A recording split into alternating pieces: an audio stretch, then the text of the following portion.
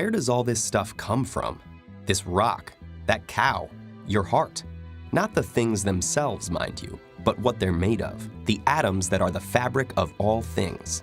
To answer that question, we look to the law of conservation of mass. This law says, take an isolated system, defined by a boundary that matter and energy cannot cross. Inside this system, mass, aka matter and energy, can neither be created nor destroyed. The universe, to the best of our knowledge, is an isolated system. But before we get to that, let's look at a much smaller and simpler one. Here we have 6 carbon atoms, 12 hydrogen atoms, and 18 oxygen atoms. With a little energy, our molecules can really get moving. These atoms can bond together to form familiar molecules. Here's water, and here's carbon dioxide. We can't create or destroy mass. We're stuck with what we've got. So what can we do? They have a mind of their own. Let's see. They've formed more carbon dioxide and water, 6 of each. Add a little energy, and we can get them to reshuffle themselves to a simple sugar and some oxygen gas. Our atoms are all accounted for, 6 carbon, 12 hydrogen, and 18 oxygen. The energy we applied is now stored in the bonds between atoms. We can re-release that energy by breaking that sugar back into water and carbon dioxide, and still, same atoms. Let's put a few of our atoms aside and try something a little more explosive. This here is methane, most commonly associated with cow flatulence, but also used for rocket fuel. If we add some oxygen and a little bit of energy, like you might get from a lit match, it combusts into carbon dioxide, water, and even more energy. Notice, our methane started with 4 hydrogen, and at the end, we still have 4 hydrogen, captured in 2 water molecules.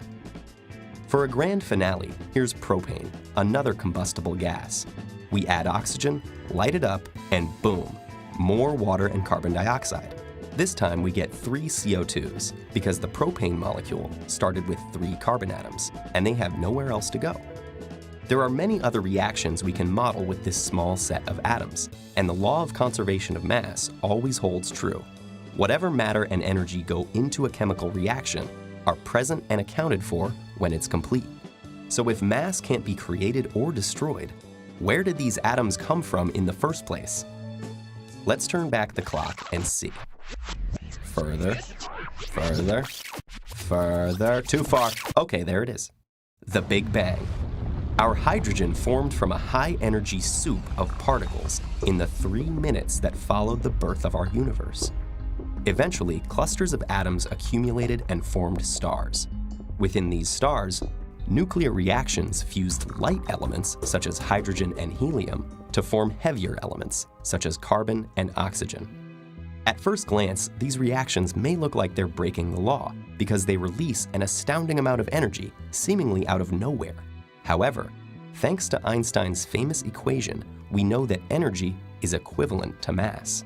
It turns out that the total mass of the starting atoms is very slightly more than the mass of the products, and that loss of mass perfectly corresponds to the gain in energy, which radiates out from the star as light, heat, and energetic particles. Eventually, this star went supernova and scattered its elements across space.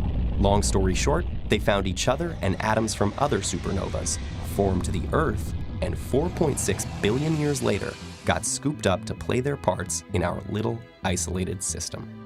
But they're not nearly as interesting as the atoms that came together to form you, or that cow, or this rock. And that is why, as Carl Sagan famously told us, we are all made of star stuff.